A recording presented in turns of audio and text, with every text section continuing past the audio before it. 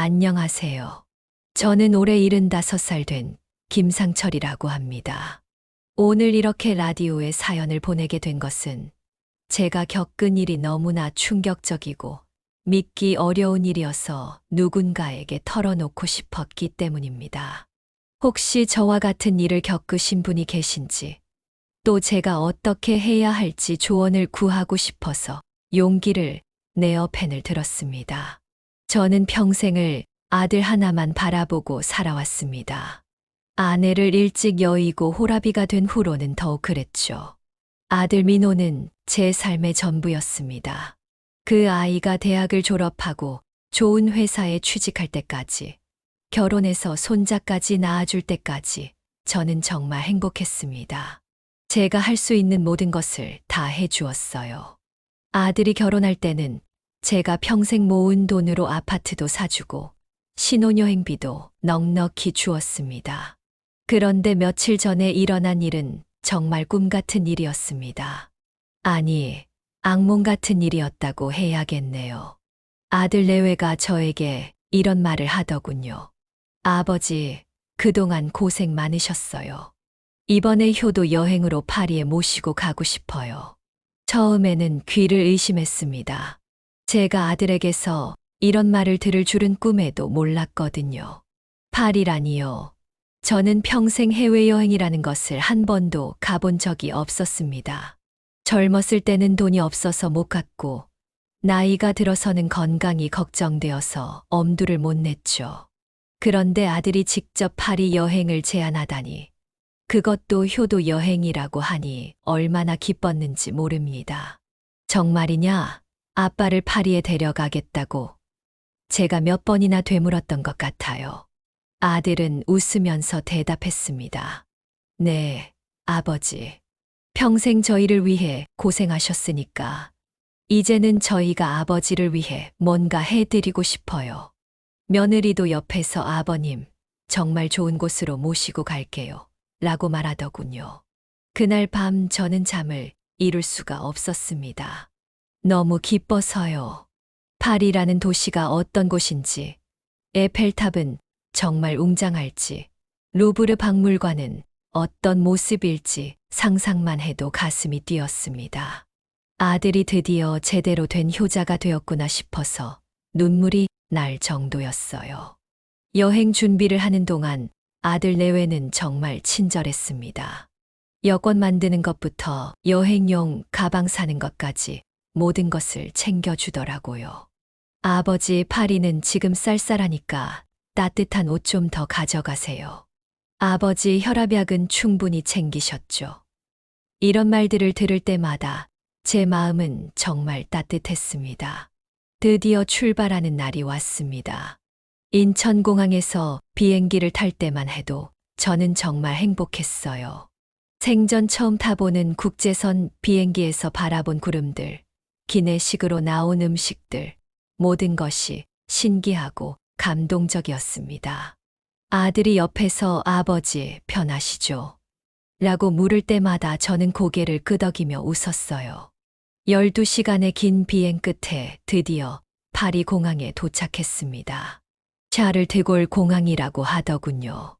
공항이 정말 크고 웅장했어요. 사람들도 많고 여러 나라 언어가 들리고 정말 이국적인 느낌이었습니다. 저는 설렘으로 가슴이 두근거렸어요. 입국 수속을 마치고 짐을 찾은 후 아들이 갑자기 이런 말을 하더군요. 아버지, 잠깐 화장실에 다녀올게요. 여기서 잠깐만 기다리세요. 며느리도 저도 같이 다녀올게요. 라고 했어요. 저는 별 생각 없이 그래, 다녀와라고 했습니다. 그런데 이상했어요. 10분이 지나도 20분이 지나도 돌아오지 않는 거예요. 처음에는 공항이 크니까 화장실 찾는데 시간이 걸리나 보다 생각했습니다. 하지만 30분, 1시간이 지나도 나타나지 않으니 불안해지기 시작했어요. 저는 주변을 둘러보며 아들과 며느리를 찾아다녔습니다. 화장실 근처도 가보고, 면세점도 가보고, 카페도 가보고, 하지만 어디에도 그들의 모습은 보이지 않았어요. 설마 하는 마음으로 출국장 쪽도 가봤는데 역시 없었습니다. 시간이 지날수록 제 마음은 더욱 불안해졌습니다. 혹시 사고라도 났나? 갑자기 응급실에라도 간 건 아닐까? 하지만 그렇다면 저에게 연락이라도 왔을 텐데 제 휴대폰은 조용하기만 했어요. 아, 그런데 제 폰이 여기서 되는지도 모르겠더라고요. 공항 직원에게 물어볼까 생각했지만 영어를 못하는 제가 어떻게 설명해야 할지 막막했습니다. 프랑스어는 더더욱 모르고요. 그렇게 저는 공항 의자에 앉아서 계속 기다렸습니다. 아들과 며느리가 나타나기를, 이 모든 게 오해이기를 바라면서요. 하지만 시간은 무정하게 흘러갔고 밤이 되어서야 저는 충격적인 진실을 깨닫게 되었습니다. 제가 버려진 것이라는 사실을 말이에요. 제 아들이, 제가 그토록 사랑하고 믿었던 제 아들이 저를 파리 공항에 버리고 간 것입니다. 지금 생각해도 믿기지 않는 일이에요. 그렇게 첫날 밤이 지나갔습니다. 공항 의자에서 잠을 청했지만 한시도 제대로 잘 수가 없었어요. 추위도 추위였지만 마음이 너무 불안하고 무서웠거든요. 이국 땅에 혼자 남겨진 두려움이란 말로 표현할 수가 없었습니다. 둘째 날이 되어서야 저는 확신했어요. 정말로 버려진 것이라는 사실을요. 아직도 믿고 싶지 않았지만 현실을 받아들일 수밖에 없었습니다. 제가 평생을 바쳐 사랑한 아들이, 그토록 예뻐했던 며느리가 저를 이렇게 버리고 갔다는 사실이요. 그때의 심정이란 정말 말로 다 할 수 없어요. 배신감, 분노, 절망감이 한꺼번에 밀려왔습니다. 가슴이 찢어질 것 같았고 숨이 막힐 것 같았어요. 혼자서 얼마나 울었는지 모릅니다. 70년 넘게 살면서 그렇게 많이 운 적은 없었던 것 같아요. 공항에서 이틀을 보내는 동안 정말 지옥 같았습니다. 먹을 것도 제대로 못 먹고 잠도 못 자고 화장실도 어디 있는지 찾기 어려웠어요. 언어가 통하지 않으니까 도움을 요청하는 것도 쉽지 않았고요. 다행히 한국인 관광객 몇 분이 저를 도와주셔서 조금이나마 버틸 수 있었습니다. 그분들이 저에게 물어보더라고요. 할아버지, 어떻게 혼자 계세요? 가족은 어디 계신가요? 저는 부끄러워서 제대로 대답할 수가 없었어요. 설마 제 아들이 저를 버리고 갔다고 말할 수는 없잖아요. 그냥 길을 잃었다고만 했습니다. 하지만 결국은 사실을 말할 수밖에 없었어요. 그분들이 너무 걱정해 주시고 도와주려고 하시니까 진실을 털어놓게 됐습니다. 사실은 제 아들이 효도 여행이라며 데려와서 저를 두고 갔습니다. 그 말을 할 때 얼마나 부끄러웠는지 모릅니다. 제 자식이 이런 일을 저질렀다는 사실이 너무 창피했어요. 그분들이 깜짝 놀라면서 말하더군요. 세상에 그런 일이 어떻게 가능한가요? 요즘 세상에 그런 자식이 있다니 믿을 수가 없네요. 저도 믿고 싶지 않았어요. 하지만 현실이었죠. 다행히 그분들이 공항 직원에게 도움을 요청해 주셔서 저는 한국 영사관 직원과 연락을 취할 수 있었습니다. 영사관에서 나온 직원분이 제 상황을 듣고는 정말 안타까워 하시더군요. 이런 일이 실제로 일어나다니 정말 경악스럽다면서 즉시 귀국 수속을 도와주겠다고 하셨어요. 그렇게 해서 사흘 만에 한국으로 돌아올 수 있었습니다. 비행기 안에서 저는 계속 생각했어요. 대체 왜 이런 일이 일어났을까? 제가 아들에게 무슨 잘못을 했을까? 아니면 아들이 갑자기 미쳐버린 걸까? 하지만 곰곰 생각해보니 조짐이 있었어요. 최근 몇 달 동안 아들이 제 재산에 대해 자꾸 물어보더라고요. 아버지, 집값이 많이 올랐죠? 은행에 예금이 얼마나 있으세요? 이런 질문들을 할 때마다 저는 당연히 나중에 아들이 상속받을 것이니까 알려줬어요. 그게 잘못이었나 봅니다. 인천공항에 도착했을 때 저는 완전히 다른 사람이 되어 있었어요. 떠날 때는 행복하고 기대에 찬 아버지였는데, 돌아올 때는 분노와 배신감으로 가득 찬 노인이 되어 있었습니다. 집에 도착해서 가장 먼저 한 일은 아들에게 전화하는 것이었어요. 혹시나 해서요. 혹시 아들이 정말로 사고라도 났거나 어떤 급한 일이 생겨서 어쩔 수 없이 그런 일이 일어난 건 아닐까 하는 마지막 희망을 가지고 있었거든요. 전화가 연결됐을 때 아들의 목소리는 태연하기 그지없었어요. 아, 아버지 안전히 돌아오셨군요. 마치 아무 일도 없었다는 듯이 말하는 거예요. 저는 소리쳤습니다. 야, 이놈아. 내가 대체 무슨 짓을 한 거냐? 어떻게 아버지를 공항에 버리고 갈 수가 있냐? 그런데 아들의 대답은 더욱 충격적이었어요. 아버지, 이제 아버지도 혼자 사는 법을 배우셔야 해요. 저희는 저희 삶을 살고 싶어요. 아버지께서 너무 의존적이셔서 저희가 힘들었거든요. 의존적이라고요? 제가 언제 아들에게 의존적이었나요? 오히려 아들을 위해서 모든 것을 희생했는데 말이에요. 저는 더 이상 참을 수가 없었어요. 너희들이 그동안 받은 게 얼마나 많은데. 집도 사주고, 결혼 비용도 다 대주고, 손자 키우는 비용까지 다 지원해 줬는데.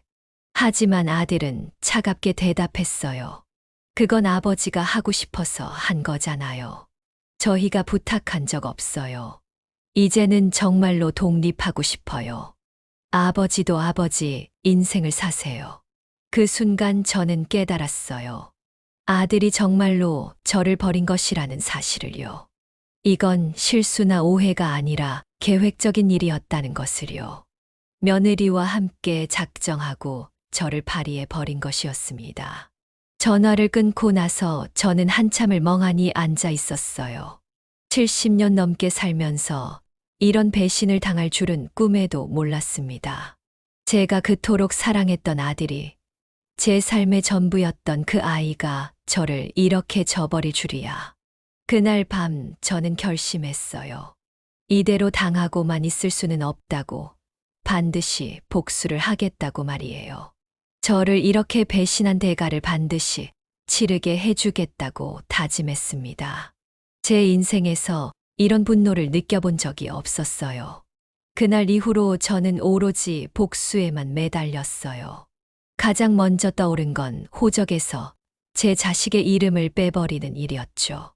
날 버린 자식이 서류에서 나와 같이 올라와 있다는 사실이 너무 역겨웠어요. 사실 저도 호적에 관해서는 잘 알지 못했어요. 그런 것까지 신경 쓸 겨를이 없었으니까요. 하지만 복수를 하기로 마음먹은 이상 그들을 호적에서 완전히 지워버리는 것이 우선이라고 생각했어요. 그래서 동사무소에 가서 호적 정정 신청을 하려고 했어요. 저를 버리고 도망간 자식의 이름을 빼달라고 사정사정 애원했지만 막상 가보니 뜻밖의 소식을 듣게 되었어요. 호주제가 폐지되어 호적에서 이름을 함부로 삭제할 수 없다네요. 언제적 일이에요? 왜 그런 중요한 사실을 이제야 아는 걸까요? 세상에 이런 황당한 일이 있나요? 복수의 첫걸음부터 막혀버렸으니 이 얼마나 당혹스러운 일인가요? 허탈함에 빠져 한동안 멍하니 앉아 있었어요. 아들 내외를 호적에서 파버릴 수도 없게 되다니요.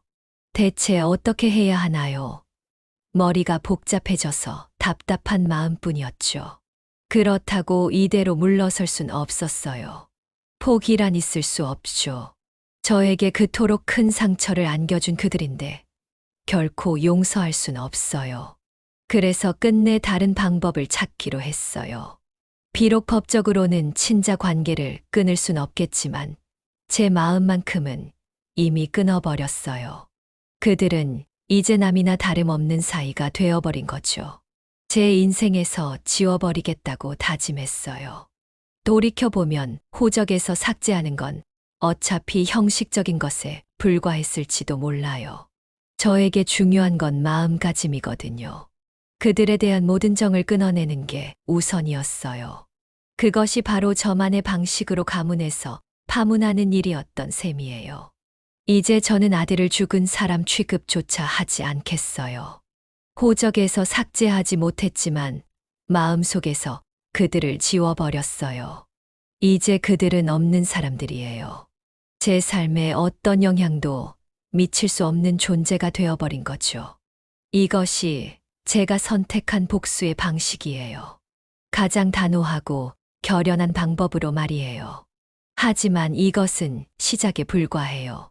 앞으로도 저는 계속해서 복수의 칼날을 갈아 나갈 참이에요. 제 복수의 그림자가 그들의 삶을 짓눌러 숨 쉴 수조차 없게 만들 때까지, 그들이 진심으로 뉘우치고 사죄할 때까지 복수는 멈추지 않을 거예요. 다음으로 떠오른 것이 바로 1인 시위였어요. 아들이 다니는 회사 앞에서 저희 사연을 알리기로 했어요. 파리공항에 아빠를 고려장시킨 부도덕한 직원 김민호라는 제목의 피켓을 들고 아들의 회사 앞에 섰어요. 출근하는 직원들, 지나가는 시민들에게 전단지도 돌리고 확성기로 제 사연을 말하기 시작했죠. 저는 이 회사에 다니는 김민호의 아버지예요. 평생을 민호를 위해 헌신하고 뒷바라지했건만 자식은 제 재산을 노리고 저를 파리에 홀로 버렸습니다. 자식은 아버지를 파리 공항에 버리고 마누라랑 여행을 떠났어요. 이런 놈이 회사에 다니도록 계속 둘 수는 없습니다. 처음에는 쑥스럽고 낯설기도 했지만 할수록 점점 힘이 났어요. 아들의 못된 행실을 세상에 알리는 게 통쾌하기까지 했죠. 저희 호소에 공감해주는 사람들도 많았고요. 응원의 말을 건네는 이들의 온기에 얼마나 감사했는지 몰라요. 며칠을 그렇게 시위하자 회사에서 움직임이 보이기 시작했어요. 처음에는 저를 말리려 했지만 점점 사람들이 관심을 갖게 되자 할 수 없이 내부 조사에 들어간 모양이더라고요. 당연히 제 주장이 사실로 확인되었고 결국 아들은 중징계를 받게 되었죠. 회사에서 잘리는 것도 모자라 거기에 위약금까지 물게 생겼대요. 자신의 이기심 때문에 회사에 엄청난 타격을 준 죗값을 치르는 거죠. 아들은 가족을 저버린 페류나로 낙인 찍혔고 민사소송까지 각오해야 할 판이에요. 하지만 이건 시작에 불과해요. 아들이 느낄 고통은 이제부터라고요. 직장에서 잘리고 사회적 지탄을 받는 것쯤이야 아무것도 아니에요. 앞으로 닥칠 불행의 폭풍우에 비하면 말이죠. 배신의 대가를 톡톡히 치르게 해주겠어요. 이 복수가 끝날 때까지 단 하루도 편히 살아가지 못하도록 만들 거예요. 이제 아들에겐 파멸의 길만 남았을 뿐이에요. 추락하는 놈의 인생을 지켜보는 게 앞으로 저희 낙이 될 거예요. 과연 그 모진 운명을 견뎌낼 수나 있을지 궁금하기도 하고 걱정되기도 해요. 하지만 동정할 생각은 추호도 없어요. 오로지 응당한 벌을 받는 모습만이 보고 싶을 따름이죠. 아마 그는 이제 미친 듯이 후회할 거예요. 아버지를 저버린 자신의 어리석음을 깨닫게 되겠죠. 하지만 때는 늦었어요. 그 많던 기회를 모두 놓쳐버렸으니까요. 이제 와서 발버둥친들 무슨 소용이겠어요? 눈앞에 펼쳐질 그의 파국을 저는 한시도 놓치지 않고 지켜볼 참이에요. 그 순간이 제겐 복수의 절정이 될 테니까요. 아들 회사 앞에서의 1인 시위가 성과를 거두자 저는 다음 행선지를 정했어요. 바로 사돈댁 배신한 며느리의 친정집이요. 아들과 짜고 절 속여 넘긴 장본인을 반드시 찾아가 따져야만 했어요. 사돈댁 문 앞에 서서 배를 누르자 사돈이 반갑게 맞아주시더군요. 오랜만에 찾아온 저를 보시고는 좋아하시면서 안으로 들어오라고 하시는 거예요. 하지만 저는 거기서 멈출 수가 없었죠. 할 말을 쏟아내야 했으니까요. 사돈이 얘기 들으시면 무척 놀라실 거예요. 대개 따님이 우리 아들이랑 나란히 날 배신했다는 사실을 아세요? 제 인생 마지막 효도 여행이라며 외국에 데려갔다가 날 버리고 둘이 행복하게 여행을 즐겼다지 뭡니까? 나를 공항에 버렸다고요. 그것도 파리 공항에. 속이 뒤집혀서 못 살겠어요. 순식간에 사돈의 낯빛이 변하더니 끝내 터져나오고 말았어요. 자기 딸이 그런 폐륜의 소행을 저질렀다는 게 부끄럽고 죄스러웠다는 거죠. 사돈은 제게 거듭 사과를 하면서 반드시 큰 벌을 내리겠다고 다짐하시더라고요. 그러곤 사돈은 저처럼 호적에서 딸을 파버리겠다고 나서시는 거예요. 사실 저는 호적으로 크게 상처를 받은 터라 그만 말릴 뻔했죠. 하지만 참고 있다가 사실을 알려드렸어요. 호주제 폐지로 더는 그럴 수가 없노라고. 그 말에 사돈은 더 화가 나신 듯 했어요. 그래서 대신 딸 내외와 연을 끊겠노라고 단호히 말씀하시더군요. 즉시 며느리에게 전화를 걸어 이렇게 통보했습니다. 앞으로 다시는 집에 찾아오지 말아라. 아빠는 너에게 그 어떤 도움도 주지 않을 거야. 버러지 같은 자식아. 딸의 애원 섞인 말을 들으시고도 사돈은 끝내 마음을 돌리지 않으셨어요. 제 입장을 충분히 이해하고 공감하신 거죠. 배신자에겐 벌이 따르는 법. 사돈도 그걸 잘 아셨던 모양이에요. 사돈과의 만남 후 저는 한층 가벼워진 마음이 들더군요. 물론 그들의 처벌이 충분하진 않겠지만 복수의 한 단계에 도달한 듯한 느낌이었어요. 하지만 아직 갈 길이 멀어요. 이 정도로 만족할 순 없죠. 앞으로도 계속 그들의 삶을 뒤흔들어 놓을 생각이에요. 며느리와 사돈의 전화통화가 있은 지 며칠 뒤 뜻밖의 손님이 저희 집을 찾아왔어요. 초인종 소리에 현관문을 열어보니 그곳에 서 있는 건 다름 아닌 며느리였어요. 얼굴은 새하얗게 질려 있고 눈가는 퉁퉁 부어 있더라고요. 아마도 밤새 울어낸 모양이었어요. 아버님, 제발 좀 들어주세요. 정말 죄송해요. 제가 너무 잘못했어요. 며느리는 현관에 주저앉아 엉엉 울면서 매달리기 시작했어요. 하지만 늦었죠. 이미 제 마음의 문은 닫힌 지 오래였어요. 뭘 하러 왔냐? 늦었다. 날 버릴 때는 언제고 도와달라니 말도 안 되는 소리.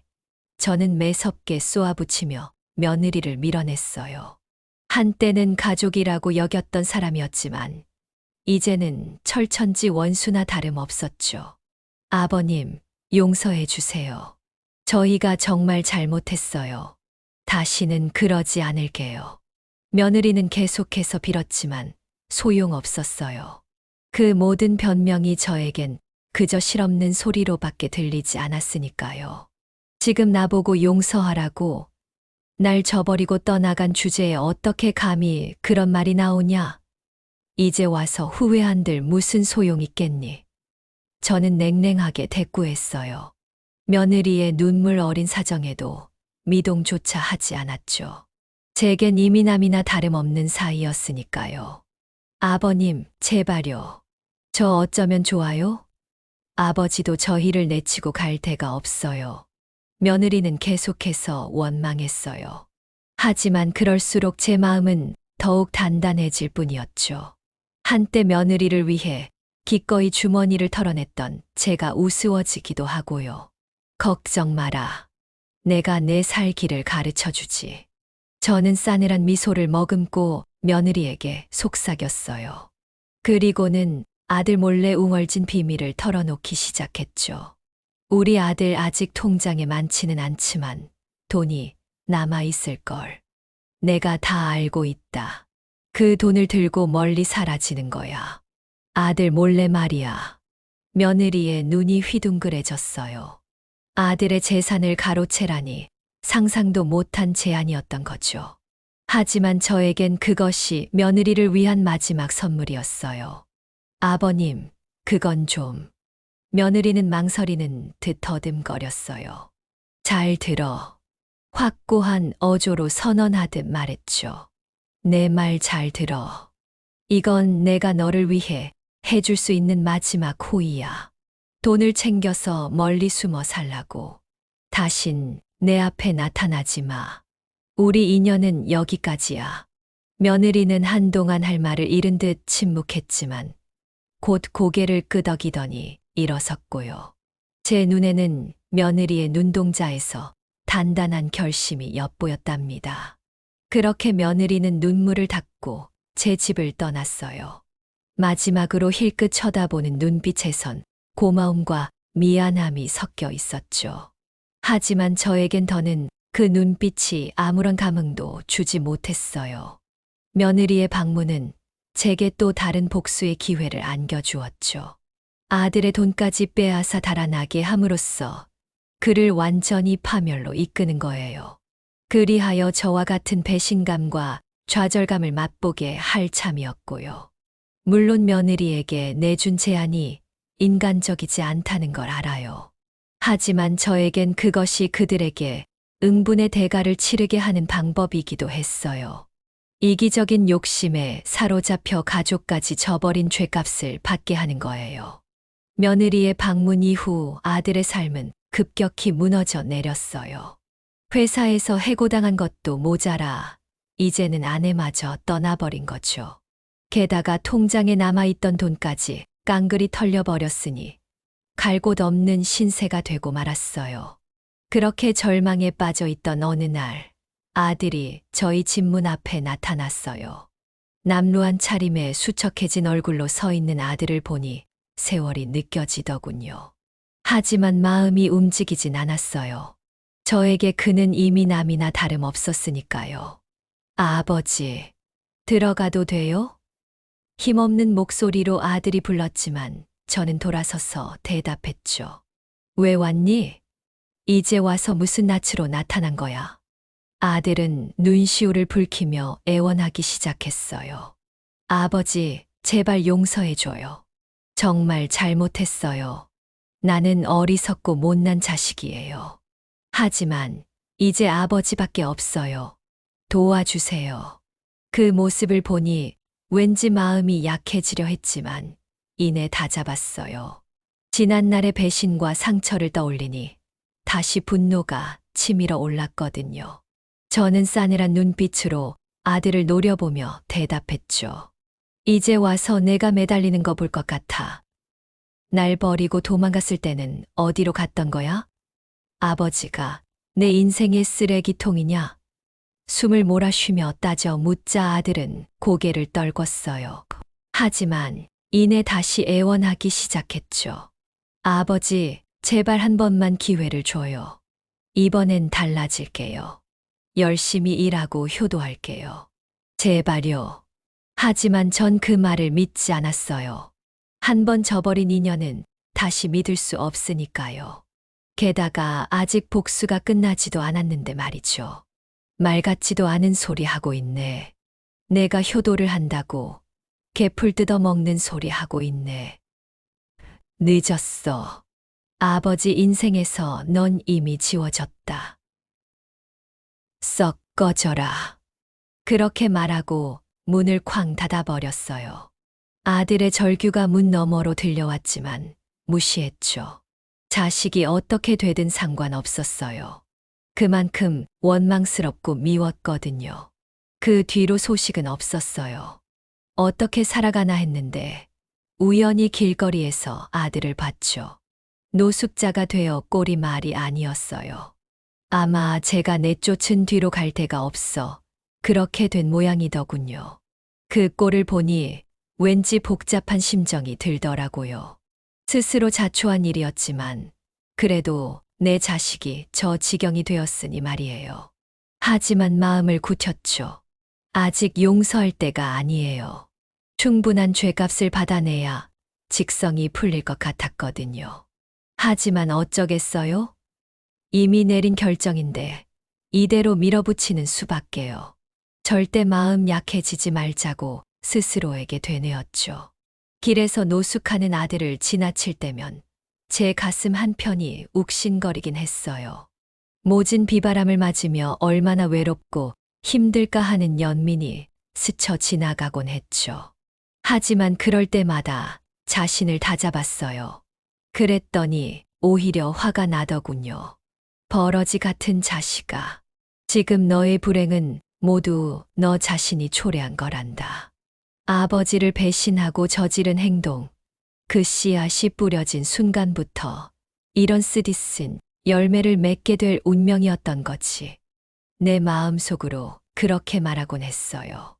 너는 아버지의 사랑을 저버렸어.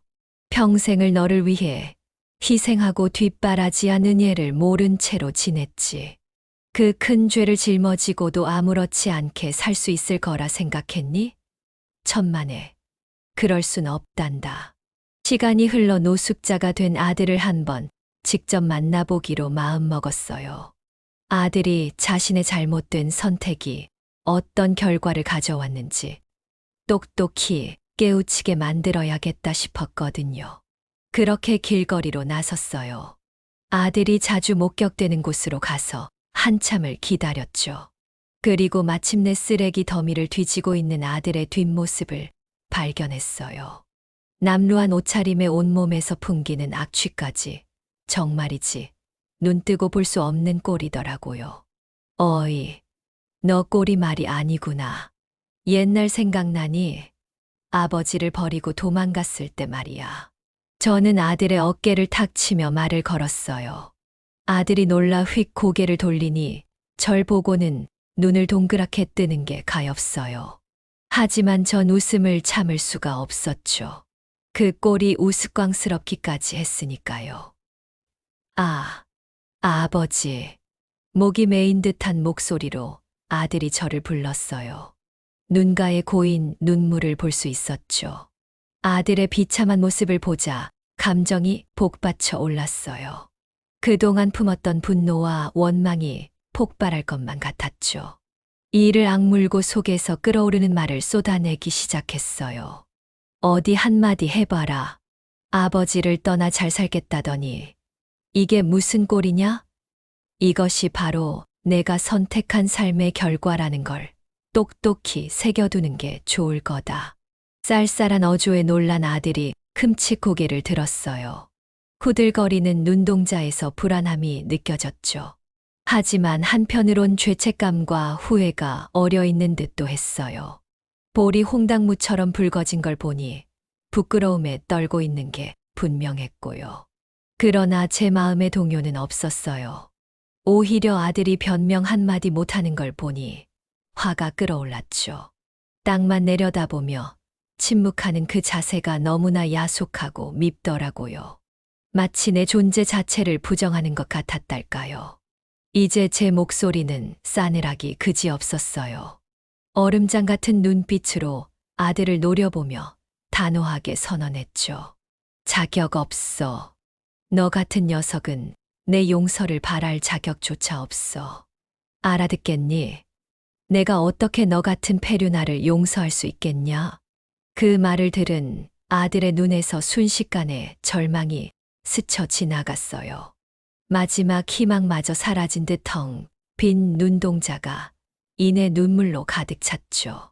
서럽게 울음을 터뜨리며 그 자리에 그대로 주저앉고 말았어요.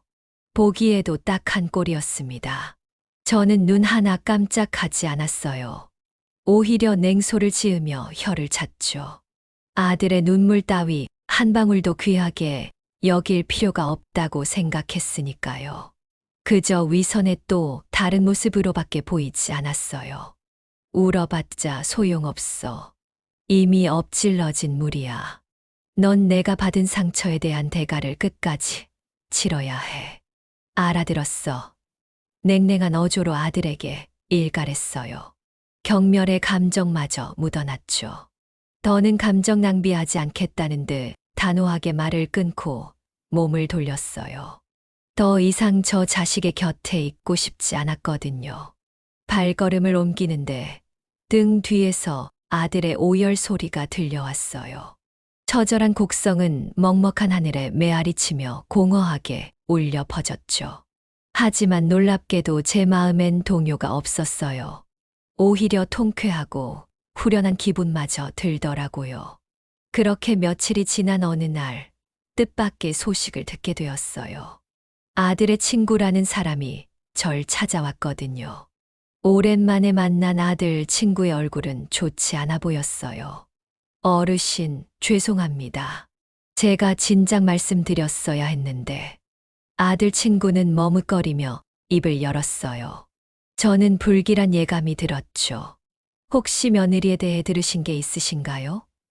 어르신, 며느리가 제 친구예요. 며느리가 외국에서 많이 힘들어하고 있어요. 순간 머리가 띵했어요. 소문이 사실일지도 모른다는 직감이 들더군요. 무슨 뜻이에요? 며느리가 어떻게 된 거요? 저는 다급히 물었어요. 아들 친구는 한숨을 내쉬며 고개를 저었어요. 며느리가 나쁜 조직에 걸려들었대요. 지금 동남아시아 어딘가에서 팔려서 일하고 있는 모양이에요. 생활고에 시달리다 그런 위험한 선택을 한 것 같아요. 아들 친구의 말을 듣는 순간 머리가 핑 도는 것 같았어요.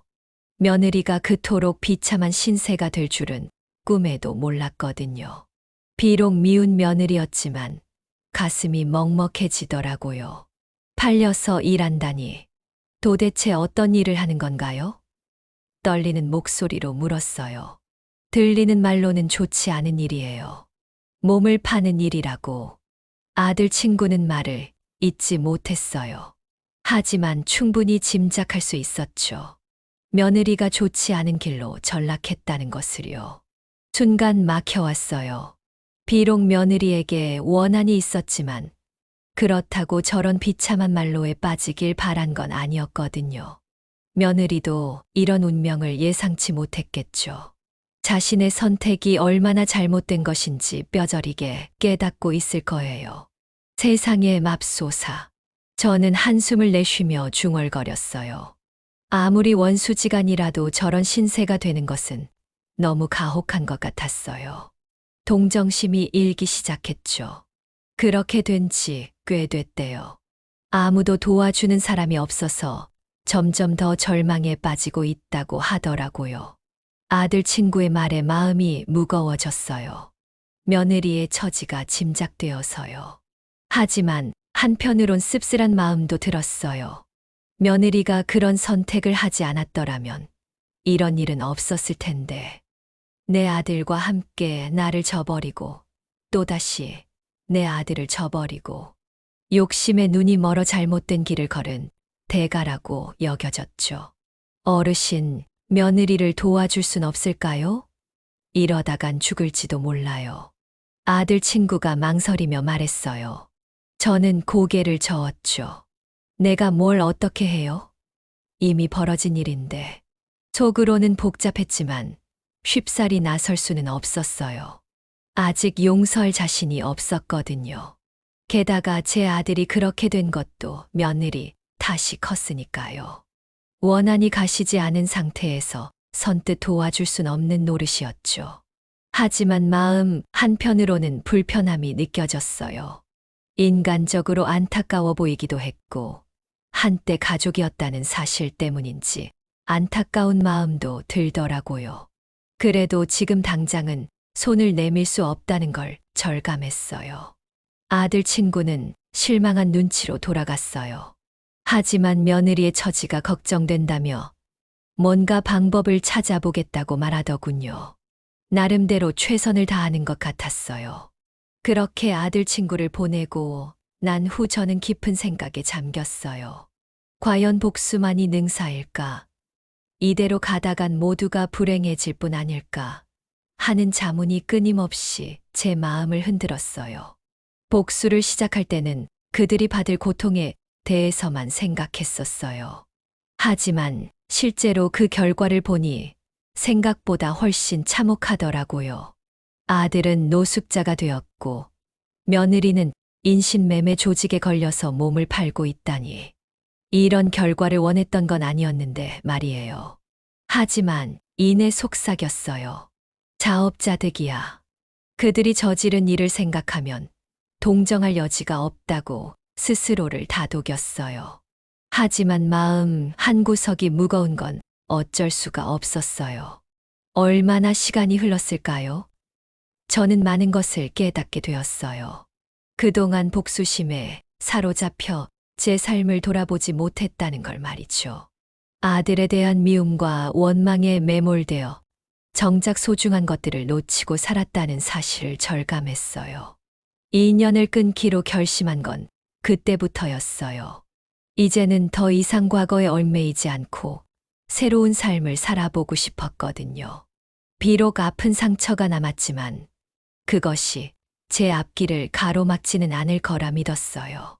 오히려 그 상처를 딛고 일어설 힘으로 삼기로 했죠. 무엇보다 전 제 자신과의 화해가 필요하다는 걸 깨달았어요. 그동안 자책하고 원망하느라 놓쳤던 저 자신을 사랑하는 법을 배워야겠다고 생각했어요. 비로소 진정한 행복은 내면에서 시작된다는 걸 알게 된 거죠. 그래서 전 제2의 인생을 시작하기로 마음먹었어요. 삶에 대한 열정을 되찾고 매일을 감사함으로 살아가기로 한 거예요. 아들 생각에 눈물 흘리기보다는 제 인생에 집중하자고 다짐했죠. 우선 그동안 미뤄왔던 취미 생활부터 시작했어요. 젊은 시절 즐겼던 독서와 등산을 다시 꺼내 들었죠. 책을 읽으며 삶의 지혜를 배우고 산을 오르며 자연의 경이로움을 만끽했어요. 오랜만에 느끼는 삶의 기쁨에 흠뻑 젖어들 수 있었죠. 뜨개질도 배워보기로 했어요. 처음엔 서툴렀지만 요령이 생기더라고요. 사람들에게 선물할 스웨터도 떠보고 이웃들에게 나눠줄 목도리도 만들어 봤죠. 제 손으로 무언가를 만들어내는 재미가 쏠쏠했어요. 그러다 문득 떠오른 게 있었어요. 동네에 있는 마을 노인정 말이에요. 전에는 바빠서 발걸음을 뚝 끊었는데 이제라도 늦지 않았다 싶더라고요. 망설임 없이 노인정으로 향했어요. 처음엔 낯설어하는 어르신들도 있었지만 천천히 다가가 뵈니 모두 반겨주시더군요. 어르신들 말동무도 되어드리고 식사 준비며 청소까지 도맡아 했죠. 그렇게 정성을 다하다 보니 이내 노인정 식구가 되어 있었어요. 다들 저에게 잘해주시더라고요. 비록 아들은 저를 버렸지만 이곳에선 모두가 저를 가족처럼 대해주시니 얼마나 감사한지 몰라요. 하루는 떡국을 끓여서 대접한 적이 있었어요. 맛있게 드시면서 고맙다는 말씀을 연신하는 거예요.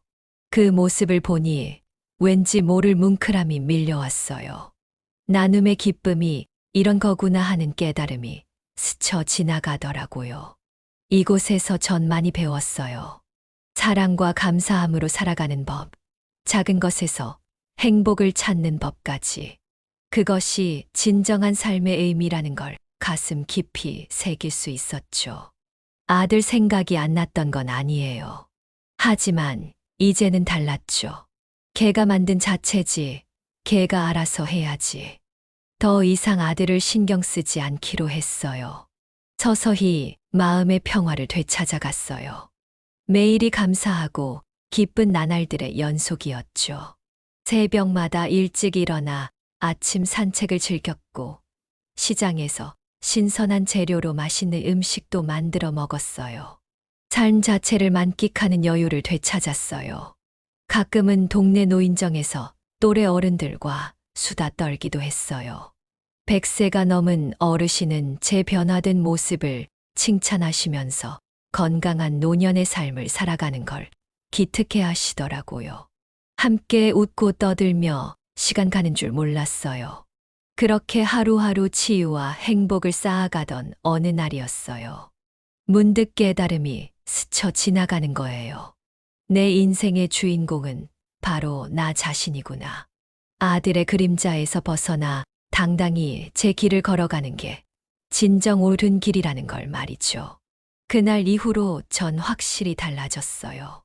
매사에 자신감이 붙고 열정이 생겼죠. 홀가분한 마음으로 매일을 힘차게 살아가기 시작했어요. 아들에 대한 미움과 원망은 여전했지만 그럴수록 제 삶에 더 집중하기로 했어요. 그동안 잃어버렸던 저 자신을 되찾고 행복을 쟁취하겠다는 열정으로 가득 찼어요. 매일 아침이 밝아오는 게 감사하고 기뻤어요. 희망찬 하루를 시작하는 설렘이 저를 일으켜 세웠어요. 상쾌한 공기를 마시며 아침 산책을 하는 게 일상이 되었어요. 새들의 지저귐, 나무십 사이로 비치는 햇살을 만끽하며 자연과 교감했어요.